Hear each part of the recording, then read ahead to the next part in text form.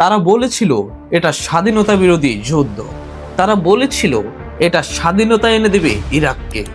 কিন্তু সত্যি কি তাই হয়েছিল? ইরাকের এক কারাগারে দেয়ালে গেঁথে আছে আর্তনাদ, কান্না আর অপমানের ইতিহাস। একটি জায়গা যেখানে বন্দি শব্দটার মানেই ছিল নরক যন্ত্রণা।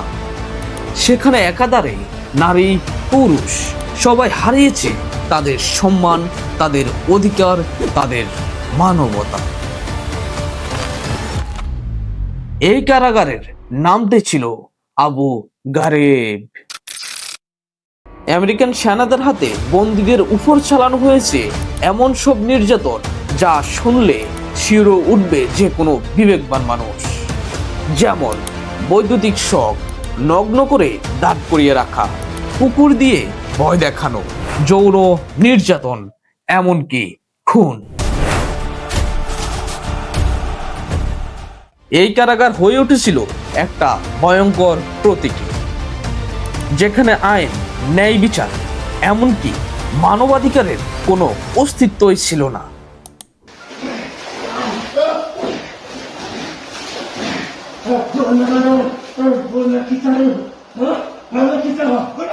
চলো শুনি তাহলে সেই নৃশংস গল্প, ইরাকের আবু গারিব, যেখানে মানবতা ছিল মূল্যহীন। চলো শুরু করা যাক আজকের ভিডিও।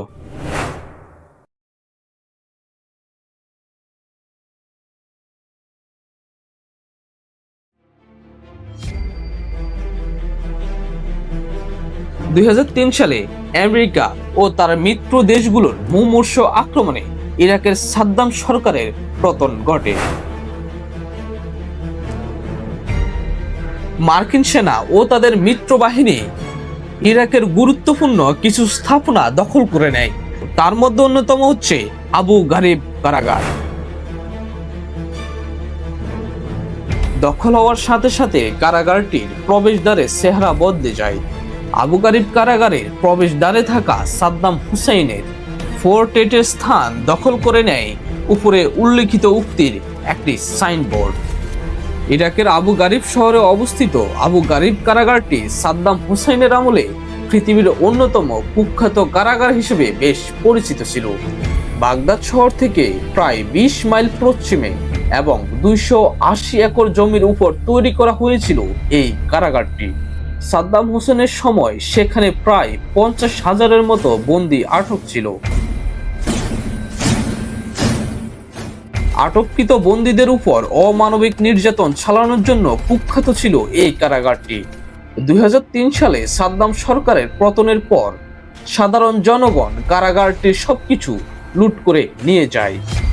পরবর্তীতে মার্কিন বাহিনী এই কারাগারটি দখলে নেয়। তারা কারাগারটিকে নিজেদের মতো গুছিয়ে নেয় এবং এটাকে একটি মিলিটারি বন্দিশালায় পরিণত করে। ইরাক জুড়ে আমেরিকার যতগুলো আটক কেন্দ্র ছিল তার মধ্যে আবু গারিব ছিল সবচেয়ে বড়। 2004 সালের দিকে ওই কারাগারে বন্দির সংখ্যা ছিল প্রায় 7,490 জন। আমেরিকার নিয়ন্ত্রণে থাকাকালে কারাগারটিতে যেসব পদ্ধতিতে বন্দীদের উপর অত্যাচার চালানো হতো তা ইতিহাসে খুবই বিরল। আবু গারিব কারাগারে 3 ধরনের বন্দীদের আটক রাখা হতো। সাধারণত চোর, ডাকাত, বিভিন্ন বিদ্রোহী গ্রুপের নেতা এবং মার্কিন বাহিনীর উপর হামলাকারী বিভিন্ন সন্ত্রাসী ছিল এই 3 শ্রেণীর অন্তর্ভুক্ত। বন্দীদের মধ্যে 70 থেকে 80% ছিল নিষ্পাপ এবং সন্দেহের বশে আটককৃত। বন্দীদের মার্কিন আর্মি এবং সিআইএর সদস্যরা বিভিন্নভাবে শারীরিক নির্যাতন, যৌন হয়রানি, অত্যাচার, ধর্ষণ এবং হত্যা করত। ব্রিগেডিয়ার জেনারেল করপিনস্কি ছিলেন এই কারাগারের প্রধান কমান্ডার, যিনি পূর্বে কখনোই কোনো কারাগারের দায়িত্বে ছিলেন না। আবু গারিব কারাগার আমেরিকান নিয়ন্ত্রণে থাকাকালীন অনেক মানবাধিকার সংস্থা অভিযোগ করেছে সেখানে বন্দীদের উপর ভয়ঙ্কর নির্যাতন চলছে বলে দাবি করে আসতে থাকে, কিন্তু তাদের আশঙ্কা সেভাবে আলোচনায় আসেনি। অবশেষে 2004 সালের 28শে এপ্রিল সিবিএস নিউজ তাদের 60 মিনিট নামক একটি টেলিভিশন অনুষ্ঠানে কারাগারটিতে চলতে থাকা বিভিন্ন নির্যাতনের বেশ কিছু ছবি প্রকাশ করে। ওই অনুষ্ঠানে প্রচারিত নির্যাতনের ছবিগুলো গোটা পৃথিবীকেই যেন নাড়িয়ে দেয়। এত নিষ্ঠুরভাবে যে মানুষ মানুষকে নির্যাতন করতে পারে তা বিশ্ববাসীর জানাই ছিল না। ছবিগুলো আমেরিকা এবং আন্তর্জাতিক গণমাধ্যমে আলোচনার ঝড় তোলে। The most striking thing really is the timeline here, because it effectively takes to the shredder the defenses that the Bush administration raised after the Abu Ghraib incidents became known, all the way down to Abu Ghraib and Bagram, that the abusive techniques that were used there, that are acknowledged in the Department of Defense. চারদিক থেকে সমালোচনা দৌড়ে আসতে থাকে নির্যাতনকারী সৈন্যদের দিকে। এটার নকশা ধরে একে একে বেরিয়ে আসে কারাগারে ইরাকি বন্দীদের সাথে ঘটে যাওয়া নৃশংস সব ঘটনা। কিন্তু এত কিছুর পরও আমেরিকার বেশ কিছু রক্ষণশীল গণমাধ্যম নির্যাতনকারী সৈন্যদের পক্ষে সাফাই গেয়ে যায়। আমেরিকান প্রেসিডেন্ট বুশ এসব নির্যাতনের ছবিকে বিচ্ছিন্ন ঘটনা বলে উড়িয়ে দেয় এবং এগুলো আমেরিকান বাহিনীর কিছু বিপদগামী সদস্যের নিছক ভুলের ফসল বলে দাবি করে। এই ঘটনার জের ধরে আমেরিকান প্রতিরক্ষা দপ্তর 17 জন সৈন্য এবং কিছু অফিসারকে বাহিনী থেকে অপসারণ করা হয়। কোর্ট মার্শালের মাধ্যমে তাদের বিভিন্ন মেয়াদে সাজা দেওয়া হয়। কিন্তু এসব কিছুই যেন ছিল অনেকটা লোক দেখানো।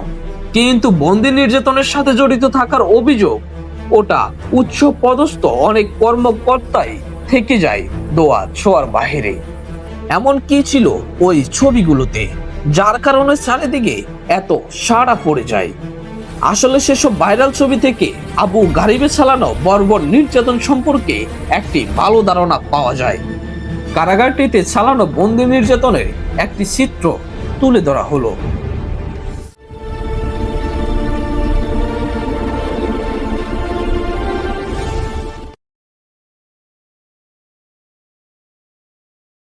মাথায় হুড পরে একটি বক্সের উপর দাঁড়িয়ে থাকা গিলিগানের ছবিটি আবু গারিব ট্র্যাজেডির সবচেয়ে বিখ্যাত ছবি। এই ছবিটি এক সময় আবু গারিব কারাগারের প্রতীকে পরিণত হয়েছিল। আব্দু হুসাইন সাদ ফালে নামে একজন বন্দী গিলিগানের সাথে ঘটে যাওয়া ওই ঘটনার প্রত্যক্ষ সাক্ষী ছিলেন। তাকে সেদিন কারাগারে 37 নাম্বার রুমে নিয়ে যাওয়া হয়, যেটি ছিল একটি শাওয়ার রুম।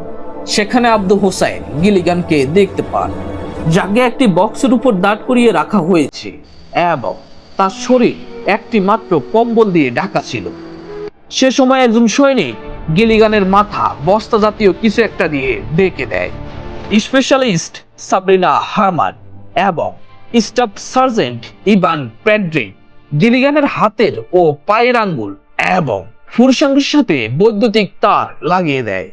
সাবরিনা এই সময় গিলিগানকে বলে, যদি সে বক্স থেকে নিচে পড়ে যায় তাহলে সাথে সাথে বিদ্যুৎ স্পষ্ট হয়ে মারা যাবে।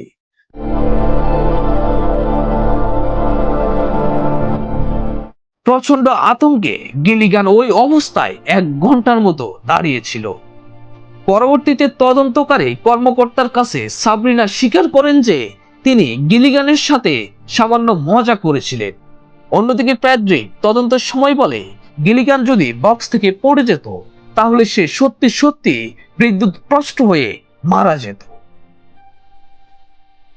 গিলিগানের মতো আরো বেশ কয়েকজনকে এরকম নির্যাতনের বেশ প্রমাণ পাওয়া গিয়েছিল পরবর্তীতে। মান্দেল আল জামাদের মৃতদেহের সামনে হাস্যোজ্জ্বল মার্কিন সার্জেন্ট চার্লস গার্নারের ছবিটি আবু গারিব স্ক্যান্ডালের অন্যতম বেদনাদায়ক একটি ছবি। এই ছবিটি যেন ছিল আমেরিকান বিরোধীদের অন্যতম ভয়ঙ্কর এক সতর্কবার্তা। আবু গারিব কারাগারে ঘটে যাওয়া নির্যাতন সম্পর্কে তদন্ত করতে গিয়ে জানা যায়, নেভি সিলের একটি দল মান্দেলকে আবু গারিব কারাগারে ধরে নিয়ে আসে। এ সময় তার মুখ একটি বালুর বস্তা দিয়ে ঢাকা ছিল। কারাগারে আনার পরপরই শুরু হয় নির্যাতন। নেভি সিলের সদস্যরা অনবরত তাকে ঘুষি মারছিল। কেউ একজন গলা টিপে ধরে, এবং তার চোখে আঙ্গুল ঢুকিয়ে দেয়। নির্যাতনের প্রতিবাদ করতে গেলে একজন তার মাথায় বন্দুকের বার্ক দিয়ে সজোরে আঘাত করে।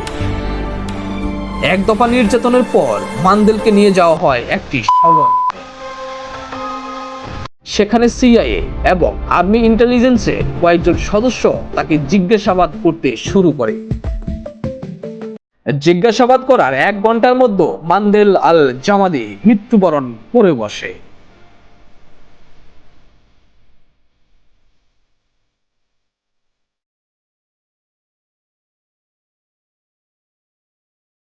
বন্দীদের উপর বিভিন্নভাবে যৌন নির্যাতন করা ছিল আবু গারিব কারাগারের আরেকটি নিত্য নৈমিত্তিক ঘটনা। 2009 সালের দিকে বিশ্ববাসী জানতে পারে আবু গারিবে বন্দীদের উপর ভয়াবহ যৌন নির্যাতন চালানো হয়েছিল।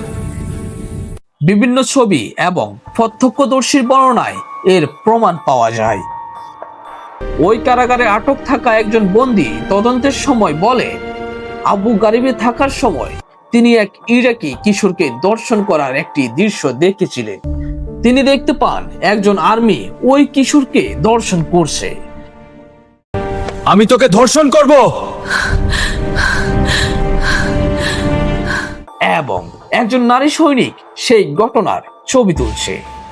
বন্দী হওয়া কয়েদিদের যৌন নির্যাতনকে এক উচ্চ মাত্রায় নিয়ে গেছে আবু গারিবের কিছু সৈনিক। একটি ছবিতে দেখা যায় একজন আমেরিকান সৈনিক একজন নারী বন্দীকে ধর্ষণ করছে। অন্যান্য ছবিগুলো থেকে বন্দীদের উপর লাঠি, টিউবলাইট, ইলেকট্রিক তার ইত্যাদি দ্বারা যৌন নির্যাতনের দৃশ্য দেখা যায়। এসব ছবি প্রকাশিত হলে বিশ্বজুড়ে আমেরিকা বিরোধী মনোভাব মাথা ছাড়া দিয়ে উঠতে পারত।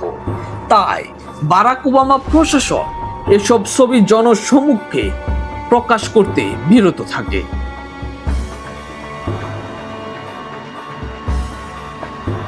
2004 সালে ওয়াশিংটন পোস্ট পত্রিকা আমিন সাইদ আল শেখ নামক একজন ব্যক্তির সাথে ঘটে যাওয়া নির্যাতনের খবর প্রকাশ করে।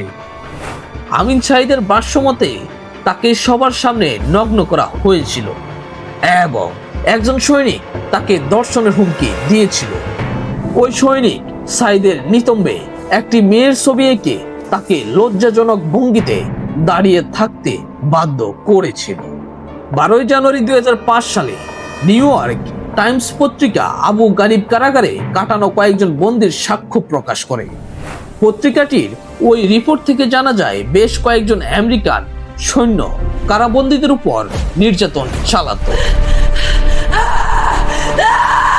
তারা বন্দীদের শরীরে মূত্র ত্যাগ করত, আহত অঙ্গে লোহার রড দিয়ে প্রহার করত, বন্দীদের উপর ফসফরিক অ্যাসিড ঢেলে দিত, অনেকের পায়ে এবং পুরুষাঙ্গে দড়ি বেঁধে টেনে নিয়ে যেত অনেক দূর। কুকুর দ্বারা ভয়ের সৃষ্টি করা হতো বন্দীর মনে। এবিসি নিউজকে দেয়া এক সাক্ষাৎকারে হাশেম মোসেন নামক এক বন্দী বলে, তারা আমাদের উলঙ্গ করে হামাগুড়ি দেওয়াতো এবং এক একজন সৈন্য গাদা বানিয়ে আমাদের পিঠে চড়ে বসতো। বন্দীদের উলঙ্গ করে তাদের দিয়ে মানব পিরামিড বানানো হতো আবু গারিব কারাগারে।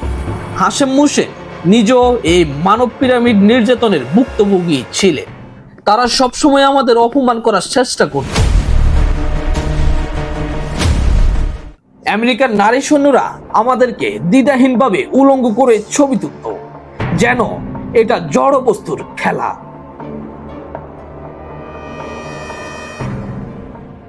দুই সালে প্রকাশিত হওয়া এই সকল ছবিগুলো রুশ প্রশাসন অবিচ্ছিন্ন ঘটনা বলে উড়িয়ে দেয়। কিন্তু ওই বছরে রেড ক্রসের একটি দল ইরাকে আমেরিকার নিয়ন্ত্রিত বেশ কিছু বাসিন্দা পরিদর্শন করে। তারা পরিদর্শন শেষে রিপোর্ট করেন যে আবু গারিব সহ অন্যান্য ডিটেনশন সেন্টারগুলোতে জিজ্ঞাসাবাদের নামে যেসব নির্যাতন চলছে তা মোটেও কোনো বিচ্ছিন্ন ঘটনা নয়, বরং সুপরিকল্পিতভাবে ট্রেনিং প্রাপ্ত সৈনিকদের মাধ্যমে এ সকল কর্মকাণ্ড করানো হচ্ছে।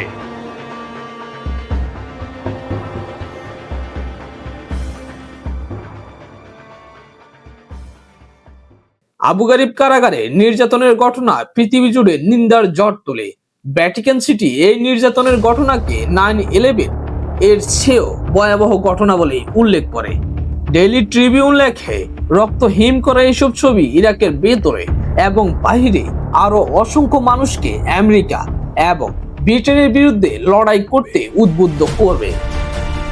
আমেরিকান জনগণও তীব্রভাবে এই ঘটনার নিন্দা জানায়।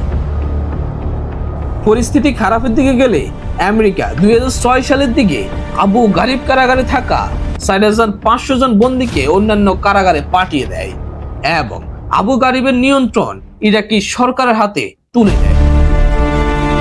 ওই বছরের আগস্টের মধ্যে পুরো কারাগার খালি করে দেওয়া হয়। পরবর্তীতে 2009 সালের ফেব্রুয়ারি মাসে ইরাকি সরকার পুনরায় আবু গারিব কারাগার চালু করার ঘোষণা দেয় এবং ওই কারাগারের নাম পরিবর্তন করে বাগদাদ কেন্দ্রীয় কারাগার রাখা হয়। কিন্তু এরপরও দুর্ঘটনায় পিছু ছাড়েনি কারাগারটির। 2013 সালে প্রায় 500 জনের মতো শীর্ষ সন্ত্রাসী জেল থেকে পালিয়ে যায়। এছাড়াও এটি সহ ইরাকের বিভিন্ন কারাগারে IS জঙ্গিরা হামলা চালাতে থাকে। এতে করে বিপুল পরিমাণ সরকারি কর্মকর্তার প্রাণহানি ঘটে।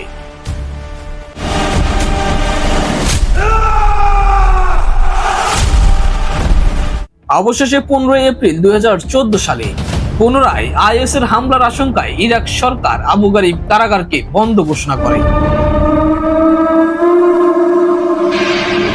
সে সময় কারাগারে থাকা 2,400 জন বন্দীকে অন্যত্র সরিয়ে নেওয়া হয়। 2014 সালে আবু গারিব কারাগার হয়তো বন্ধ হয়, কিন্তু তার প্রতিটি কক্ষ বছরের পর বছর ধরে আর্ত মানুষের যে বুক ফাটা হাহাকারের সাক্ষী হয়ে আছে।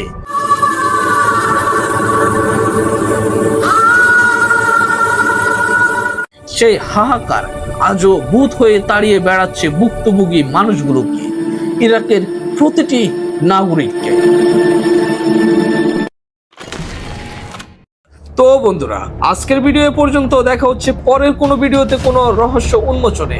সে পর্যন্ত সবাই ভালো থেকো, সুস্থ থেকো। খোদা হাফেজ। আসসালামু আলাইকুম।